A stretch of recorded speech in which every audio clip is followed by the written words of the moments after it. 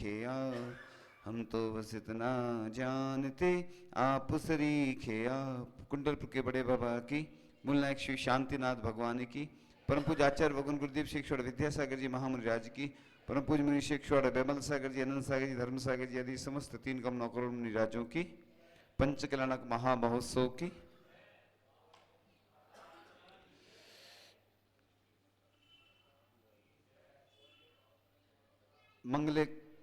मांगलिक क्रियाएं जो होती हैं पुण्यवर्धन के लिए होती हैं, पुण्य बढ़ाने वाली होती हैं। लेकिन जो व्यक्ति पुण्य से जुड़ना चाहते हैं वह पुण्य की क्रियाएं करते हैं, और बहुत सारे लोग होते हैं जो पाप के कार्यों में लगे होते हैं। पुण्य कमाने के लिए भी पुण्य की आवश्यकता होती है। सूरज कभी किसी को उठाता नहीं है, सूरज प्रतिदिन उगता है और डूबता है। जिसको अपना कल्याण करना होता है वो जाग करके अपने हाथ में कलश लेकर के, द्रव्य लेकर के, मंगल मंगल द्रव्य लेकर के भगवान की पूजन करता है, अभिषेक करता है। तो ये भगवान को स्पर्श करने का सबसे अच्छा अवसर होता है, क्योंकि अन्य समय हम भगवान को स्पर्श नहीं कर सकते हैं, लेकिन जब भगवान का स्पर्श करना हो, शुद्धि के वस्त्र पहन करके हम भगवान का स्पर्श करते हैं। इतने करीब हम भगवान के जाने का मौका ये मिलता है, लेकिन लोग उससे वंचित रह जाते हैं। इसलिए जो मांगलिक क्रिया होती, मांगलिक महोत्सव होते हैं, पंचकल्याणक महोत्सव होते हैं, ये अवसर प्रदान करते हैं हमें पुण्य वर्धन करने का, पुण्य बढ़ाने का। क्योंकि पुण्य बढ़ाने के लिए अन्य जगह तो पाप की क्रियाएं होती हैं, पाप की कार्यों के लिए तो बहुत सारे स्थान हैं, जितने भी स्थान है वो पाप बढ़ाने वाले होते हैं, लेकिन पुण्य के स्थान सीमित होते हैं और सीमित लोगों को ही ऐसे अवसर प्राप्त होते हैं।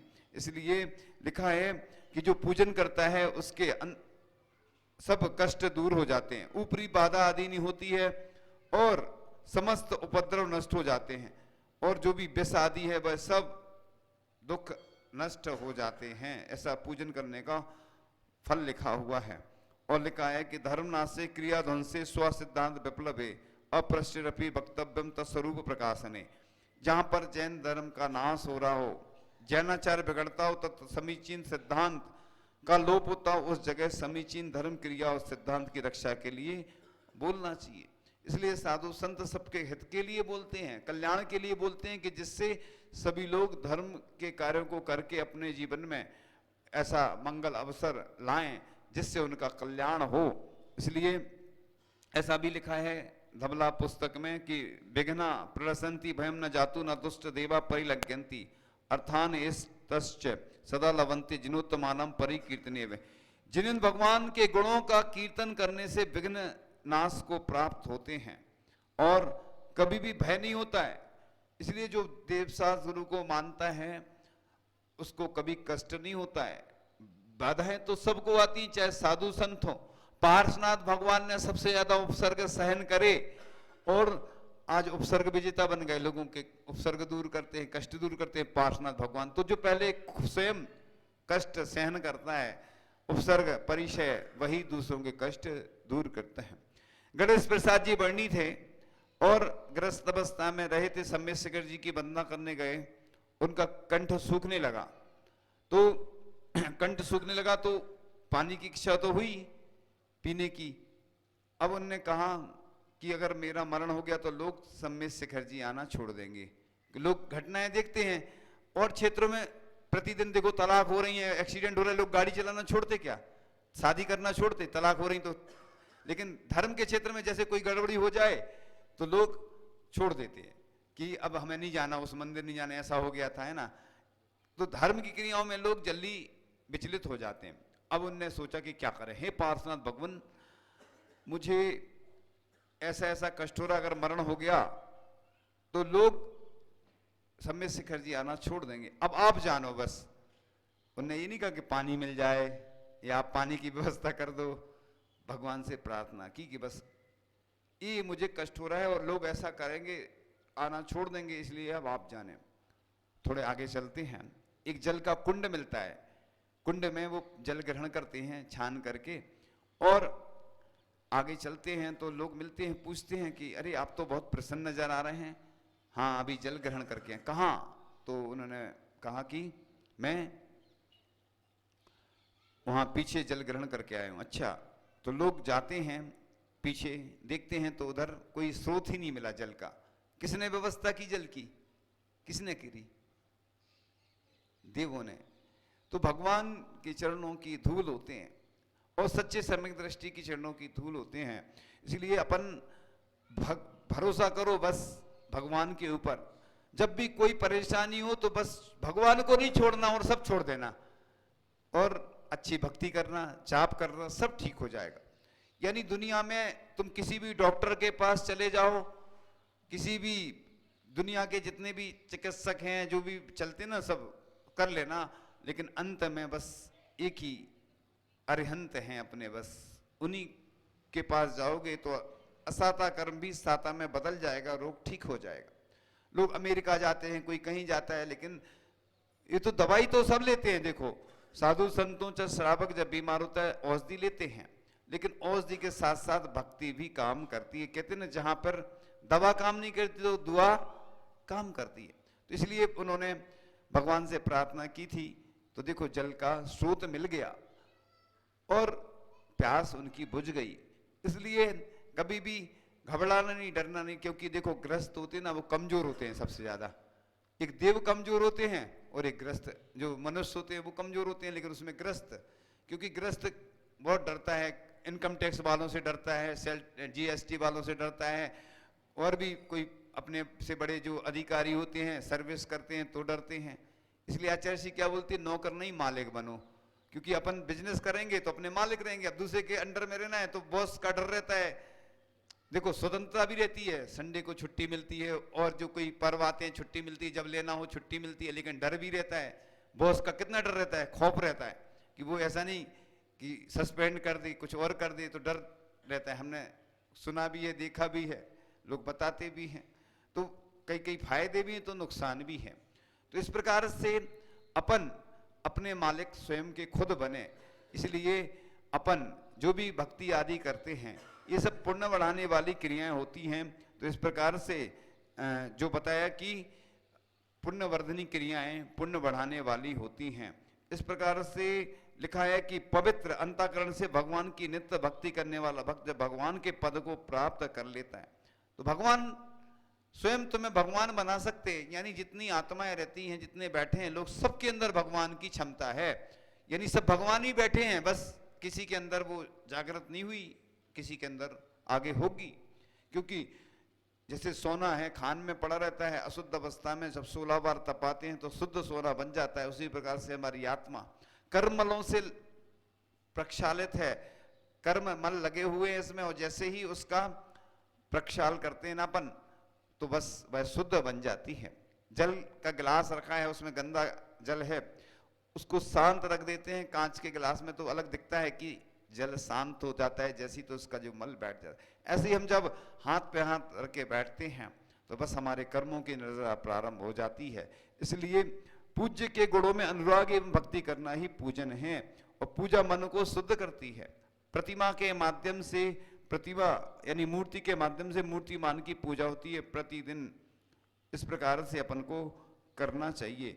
तो पूजा उच्च स्वर में नहीं पढ़ना चाहिए। कई बार क्या होता है, जैसे अपन कोई पूजन कर रहा है, अपन भी कर रहे हैं, अपन तेज तेज बोल रहे हो तो उसका मन नहीं लगता और भूल जाता वो बार बार। इसलिए सामूहिक करते हैं तो अब ठीक है, वो तो चलता है, लेकिन व्यक्तिगत कर रहे हैं तो इतने एकदम धीरे धीरे भी नहीं पढ़ना, जोर जोर से भी नहीं पढ़ना, मंद स्वर में, जितने में अपना उच्चारण हो जाए, दूसरे को भी बाधा ना हो, वो भी अच्छे से पूजन कर सके। इसलिए कई लोग सामूहिक ही करते हैं, जिससे एक दूसरे को दिक्कत भी नहीं होती है।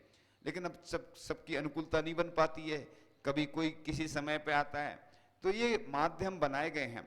अब पंचकल्याणक महोत्सव होगा तो उसमें तो क्या होता है, एक साथ होती है, इसलिए कि हजारों लोग एक साथ पूजन कर सकें। इसलिए तो सामूहिक कार्य में सबको सहयोग करना होता है, क्योंकि इधर तो सिर्फ एक व्यक्ति अभिषेक कर लेगा, प्रक्षाल कर लेगा, उधर सामूहिक रूप में सब एक साथ करेंगे। भले ही पात्र बने हो नहीं बने हो, वहां ऐसे अवसर पे अपन को तो पूजन अभिषेक वहीं करना चाहिए। इससे फायदा होता है कि कम से कम वहां सब व्यवस्था भी रहती है। दूसरा, लगता भी अच्छा। अब पता पड़ा कई बार कि जो महापात्र बने हैं, साधु संत हैं, प्रतिष्ठाचार आदि और भी सब मंच पर रहते हैं, बाहर सब खाली रहता है। क्यों रहता है? क्योंकि लोग नाश्ता में लगे हैं, कोई सो रहे हैं, कोई और अन्य कार्य में लगे हैं। अरे ये तो 5 दिन जो है बड़े पुण्य वर्धन कराने वाले, हमारा पुण्य बढ़ाने वाले हैं, लेकिन हम पुण्य से वंचित रह जाते हैं। इन महोत्सव को सिर्फ वहां तक सीमित नहीं रखना कि हम वहां जाएंगे, खाएंगे, पिएंगे और आ जाएंगे। ऐसे में तो अपन को दोष भी लगेगा, क्योंकि अपन उस निमित्त से आए थे कि मतलब हम भगवान के पंचकल्याण देखने जाएंगे, और अपन खाने पीने में और चीजों में व्यस्त हो गए और वापस चले गए, तो आपका पुण्य भी कम हो जाता है ऐसे में। इसलिए जिसको जो काम दिया गया है उस काम को अच्छे से करना है, क्योंकि ये किसी व्यक्तिगत किसी का काम नहीं है। क्योंकि व्यक्तिगत में तो चल जाता है, अगर तुम जैसे कोई तुम्हें बॉस काम दे या कोई घर के लोग काम दे, नहीं करोगे तो उसमें इतना नुकसान नहीं है। लेकिन यहाँ तो भगवान के काम को अपन ने नहीं किया तो समझ लें निर्माल का दोष लगता है। निर्माल का क्यों लगता है बताओ? क्योंकि अपन ने कोई पद ले लिया, अपन ने काम नहीं किया और वो काम हुआ नहीं तो नुकसान हो गया। अगर वो व्यक्ति पद लेता तो वो काम करता, और अपन ने काम किया नहीं, अपन ने पद लेके घर बैठ गए, तो ये दोष माना जाता है भगवान के कार्य में बाधा डालना। इसलिए जिनको जो जिम्मेवारी मिलती है अच्छे से अपन करें, क्योंकि ये किसी एक व्यक्ति का तो अनुष्ठान है नहीं।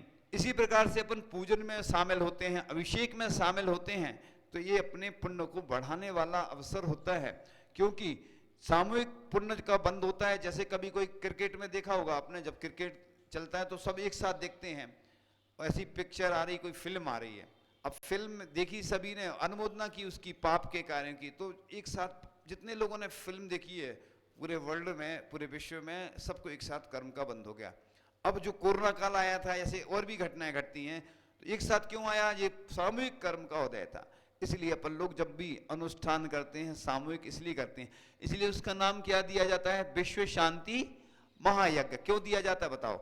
ये जो होता है विश्व की शांति के लिए महोत्सव होता है, कि हम जो भी शांति धारा प्रतिदिन करते हैं तो यही भावना रखते हैं कि विश्व में शांति हो, सबके रोग ठीक हों, आचार्य ऋषि भी हमेशा स्वस्थ रहें, इसलिए अपन जाप कर रहे हैं, अनुष्ठान चल रहे हैं कि आचार्य ऋषि हमेशा स्वस्थ बने रहें। इसी प्रकार से सबके प्रति अपनी यही भावना होती है कि ये शांति धारा के माध्यम से या जो भी अनुष्ठान किए जाते हैं, विश्व शांति महायज्ञ, भगवान का जब जन्म होता है तो जन्म के माध्यम से दान दिया जाता है, इसके माध्यम से कई स्थानों पर गौशालाओं को दिया जाता है, अन्य कार्य होते हैं परोपकार के, इस माध्यम से गरीबों को भी हम कोई वस्त्र आदि या जो उनकी आवश्यक वस्तुएं वो प्रदान करते हैं, इस माध्यम से उनका भी कल्याण होता है। और विश्व कल्याण के लिए ही यह महामहोत्सव किए जाते हैं कि विश्व का कल्याण हो, क्योंकि जैन धर्म सबके प्रति अच्छा सोचता है कि सबका कल्याण हो, सबको भोजन आदि मिले। ये प्रतिदिन आपको ये भावना भाना चाहिए, 3 टाइम, कम से कम 3 टाइम, और ज्यादा ज्यादा दिन भर भा सकते हैं, लेकिन नहीं है तो एक बार तो प्रातः काल की बेला में प्रतिदिन यही भावना करो कि सबके रोग दूर हों, सबके कष्ट दूर हों, और जो भी गरीब आदि भी हैं उनको भोजन वस्त्र आदि मिले, सबके निरंतराय मुनिराजों के निरंतराय आहार हों, आचार्य उपाध्याय मुनिराज आरिका एलक क्षुल्लक त्यागी व्रती सबको शुद्ध भोजन की प्राप्ति हो। ये पुण्य बढ़ाने वाली क्रियाएं तो हैं ही, इसी से तो तीर्थंकर प्रकृति का बंध होता है, 16 कारण भावनाएं भाई जाती हैं, अलग से कुछ नहीं है। देखो जैन धर्म को लोग कठिन बताते हैं कि बहुत कठिन है, सुबह से देखो शुद्धि के वस्त्र पहनो फिर अभिषेक करो, ठंड में कौन जाए, आहार देना है तो उसके लिए धोती पहनना, कितना कठिन है बताओ। लेकिन कठिन तो है, लेकिन पुण्य बढ़ाने वाली यही तो क्रियाएं हैं।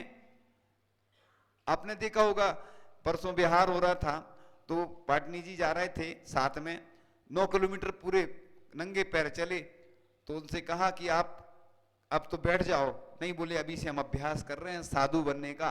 देखो कितनी अच्छी भावना है। अभी खुड़ादरी में भी जब उनसे कहा प्रतिमा ले लो तो उन्होंने क्या बोला, हम ये प्रतिमा वगैरह का चक्कर नहीं पालेंगे, घर में हमें रहना ही नहीं है, जब भी छोड़ेंगे तो हम दीक्षा लेके मुनि दीक्षा लेके घर ही छोड़ेंगे। देखो सब कुछ होने के बावजूद, जैसे हमारे तीर्थंकर के पास सब कुछ होता, कितने घोड़े कितने हाथी सब है ना, परिग्रह परिग्रह पोट उतार सब लीनो चारित पन, निज स्वभाव में रम गए वज्रनाभि निर्गंथ। मतलब कितना सब कुछ वैभव होने के बावजूद छोड़ना, ये सबसे बड़ी। एक गरीब आदमी है वो छोड़ देता है तो कोई महत्व नहीं होता उसका, उसके पास कुछ था ही नहीं, लेकिन जिसके पास सब कुछ होने के बाद छोड़ दे, ये बड़ी बात है। लोगों के मन में बस एक ही इच्छा रहती, हमें अच्छी कार मिल जाए, मकान मिल जाए, अच्छी पत्नी मिल जाए, परिग्रह मिल जाए, मोबाइल मिल जाए, सबके अंदर है। 99% लोगों के अंदर यही इच्छा होती है, होती कि नहीं? अच्छी चीजों के प्रति, सब अच्छा भोजन मिले, मतलब अधिकांश लोगों की इच्छा ये होती है हमें अच्छा मिले, बुरा कोई नहीं चाहता है ना। जितने लोग हैं ना सब अच्छा चाहते कि नहीं बताओ? कोई ये नहीं चाहता कि जब भी थोड़ा सा 19-20 होता भोजन मकान तो बस उसके मन में विकल्प आ जाता है। गाड़ी अब ये खराब है, परेशान कर रही है, वस्त्र हैं तो अच्छे, कहीं शादी वगैरह में जाते हैं ना तो अच्छे सज धज कर जाते हैं ना। ऐसे बहुत कम व्यक्ति होंगे जो ऐसे मेले कुचेले वस्त्र पहन के जाए, लेकिन ग्रंथों में लिखा है, उमा स्वामी श्रावकाचार्य लिखा है, अपन मंदिर में आते हैं कई बार, आहार में हम देखते हैं मेले कुचेले वस्त्र पहनते लोग, धोते नहीं है साल भर तक, ये भी दोष माना गया, वो अशुद्ध कहलाते हैं। जब तक शुद्ध वस्त्र तब कहलाते हैं जब बिल्कुल अच्छे धुले हुए हों, साफ हों। तो भगवान की अभिषेक पूजन करते हैं या जो पंचकर्णक विधान होते हैं, इसमें नए वस्त्र इसलिए पहने जाते हैं कि थोड़ा ठाट बाट से जब इतना सारा खर्च हो रहा है तो हम वस्त्र भी अच्छे पहने। इसलिए उमा स्वामी श्रावकाचार्य में लिखा है कि कटे हुए जले हुए आदि वस्त्र नहीं पहनना चाहिए, चूहे आदि से कतरे हुए, क्योंकि मांगलिक क्रियाएं हो रही हैं तो मंगल।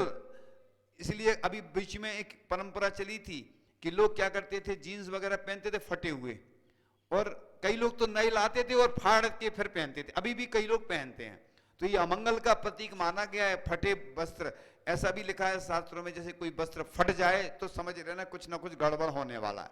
कई बार ऐसा भी बोलते हैं, लिखा भी है और बताते हैं लोग कि जैसे कांच फूट गया, ऐसे ही कुछ और भी ऐसे अमंगल के प्रतीक माने गए हैं।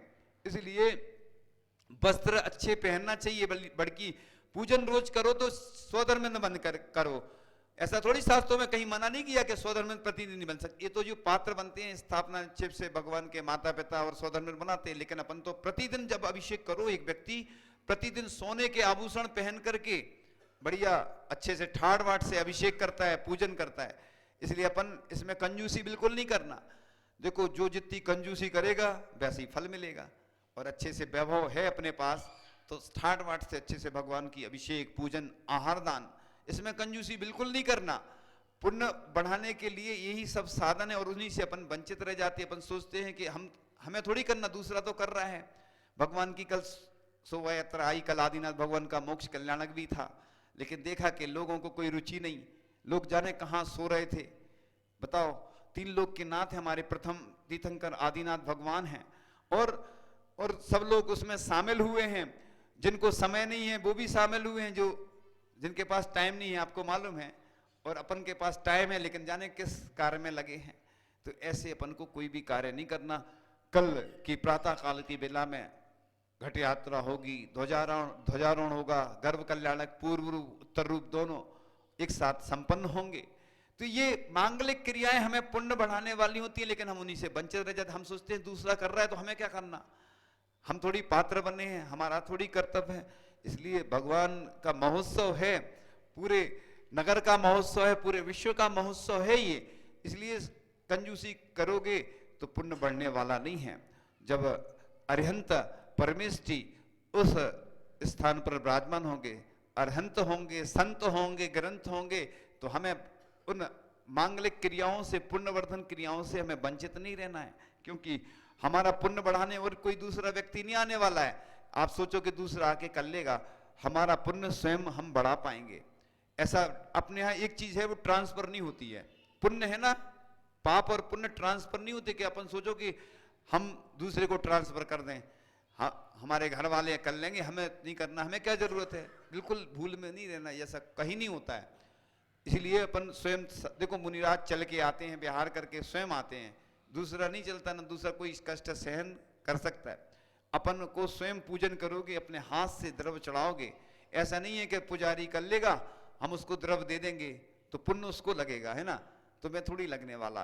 क्योंकि जब तुम्हारे हाथ इतने अच्छे दिए हैं भगवान ने कि तुम अच्छे से भगवान की पूजन करो, और तुम इधर उधर की बातों में लगे रहते हो, गप्पे मारते रहते हो, टीवी देखते रहते हो, अन्य कार्य में मोबाइल में व्यस्त रहते हो, तो ये बड़े सौभाग्यशाली व्यक्ति होते हैं जिनके हाथों में कलश होते हैं, जिनसे वो अभिषेक करते हैं, जो द्रव्य चढ़ाते हैं अपने हाथों से, जो आहार दान करते हैं। इसलिए ये बड़े सौभाग्यशाली अवसर व्यक्ति को मिलते हैं।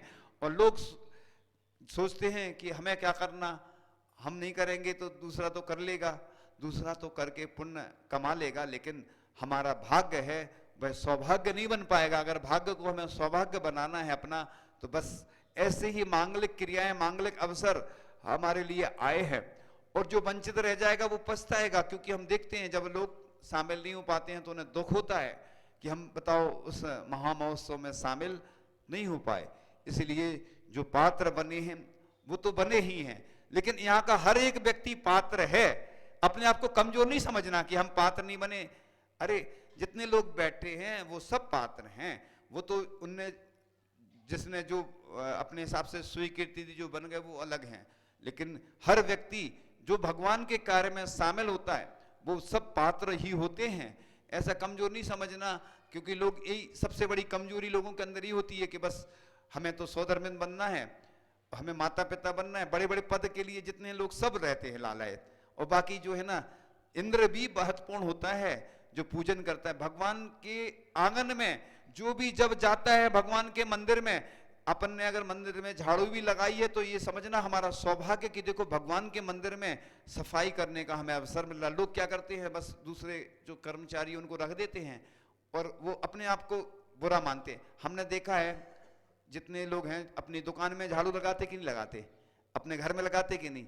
जब घर और दुकान में झाड़ू लगाने में शर्म नहीं आती, तो भगवान के यहाँ जब प्रधानमंत्री जैसे भी झाड़ू लगा सकते हैं सफाई का संदेश देने के लिए, क्यों लगाते हैं बताओ? कि लोग देखें तो उससे सीख लेते हैं, लोग तो फिर करने लगते हैं। यानी देखा देखी तो सब करेंगे, लेकिन तीन लोग के नाथ के यहाँ जो भी तुम जब जो करोगे, जितना भी अच्छा करोगे, उसका पुण्य कई गुना बढ़ने वाला है। इसलिए घबराने और डरने की जरूरत नहीं है। अपने आप को कभी गरीब नहीं समझना। इसलिए हम कई बार बोलते हैं कि जो गरीब होता है वह प्रभु के करीब होता है। इसलिए बड़े लोगों का नहीं है कि सिर्फ बड़े लोगों ने बोली ले ली तो मंच पे बैठ जाएंगे, हमें तो नीचे बैठना पड़ेगा। भगवान के यहाँ एक व्यक्ति का हम बहुत अच्छा उदाहरण दे रहे हैं। एक व्यक्ति कोई बड़े पद पर आसीन हुए और उन्होंने एक बहुत अच्छी बात बताई कि मैं कई जगह जाता हूं तो मेरी प्रशंसा बहुत होती है, साधु संत बहुत करते हैं, लेकिन मैं आचार्य श्री विद्यासागर जी महाराज के पास जब भी आता हूं, और वो अच्छे संपन्न व्यक्ति हैं, उद्योगपति है, वो कहते हैं मुझे आचार्य श्री के सामने फर्श पे बैठने में भी आनंद आता है। मुझे आचार्य जी के सामने नहीं लगता कि मुझे सम्मान मिले, प्रशंसा मिले। देखो कैसे कैसे लोग हैं कि दूसरी जगह प्रशंसा मिलती तो वो पसंद नहीं आ रही, और आचार्य जी के सामने फर्श पे बैठने में भी आनंद आता है। तो ये होता है। देखो जो उच्च पदों पर आसीन होते हैं, जिनके पास बहुत सारा धन है, जो उद्योगपति हैं, जो बड़े बड़े पदों पर होते हैं, वो अपने आप को बहुत छोटा समझते हैं। और कई लोग ये सोचते हैं कि नहीं हमें ऊपर बैठना था, हम गलती से नीचे बैठ गए। अरे भगवान क्या, देखो पूजन करते हैं तो सब नीचे ही तो बैठ के करते हैं, खड़े होके भी करते हैं तो जमीन में ही रहते हैं। अभी जब बिहार हो रहा था तो उस दिन वो पाटनी जी जमीन में बैठ गए, हमने कहा नीचे नहीं बैठो, नीचे नहीं बैठ गए। वो देखो कोई संकोच नहीं, कोई शर्म नहीं। और अन्य लोगों को ये लगता है कि हमें अच्छा वो मिले, तो कई लोग ये सोचते हैं तो तीन लोग के नाथ के आगे अपन तो अनाथ हैं। तो हम कई बार जब पहले की बात है भगवान के दर्शन करते थे तो बस एक ही भावना रखते थे, हे नाथ मैं हूं अनाथ, दे दो साथ, हो जाए आपसे मुलाकात, बन जाए बात। तो हम तो अनाथ हैं, हमारा कोई है ही नहीं, शरीर भी अपना नहीं है, छोड़ के चला जाएगा। तो इस प्रकार से यह भावना अपन करते रहें और अपना पुण्य बढ़ाएं। इसलिए सबको जगा देना, अब सोना नहीं है, अब तो बस समय आज का बाकी है, निकल चुका है। अब जो भी लोग भी अन्य कार्य में व्यस्त है, संस्कारों की कमी है, इसलिए भगवान प्रतिष्ठित हो जाएंगे। लेकिन भगवान के यहाँ पूजन करने वाले भक्त पहले चाहिए। तो किराए के नहीं लाना आप लोग, है ना। लोग सोचते हैं किराए के लाएंगे वो कर देंगे, है ना। तो किराए के हाथों से पूजन नहीं होती है। भगवान की पूजन, आहार दान, ये स्वयं माला, ये स्वयं ही की जाती, तभी पुण्य का अर्जन होता। दूसरे लोग करेंगे किराए के तो वैसी ही स्थिति होती है जैसे बच्चों का पालन कोई दूसरी आया आदि करती ना महिला, तो उनकी स्थिति क्या होती है। इन सब क्रियाओं में सबको शामिल होकर के अपने पुण्य को बढ़ाना है। और सब, हमारी तो यही भावना है कि जितने लोग हैं सब हर ऊंचाइयों को स्पर्श करें, हर तरह से वो समृद्धि को प्राप्त करें, सुख शांति समृद्धि उनके जीवन में आए, सब निरोगी बने। इन्हीं भावनाओं के साथ परम पूज्य आचार्य भगवान गुरुदेव श्री ईश्वर विद्यासागर जी महामुनि राज की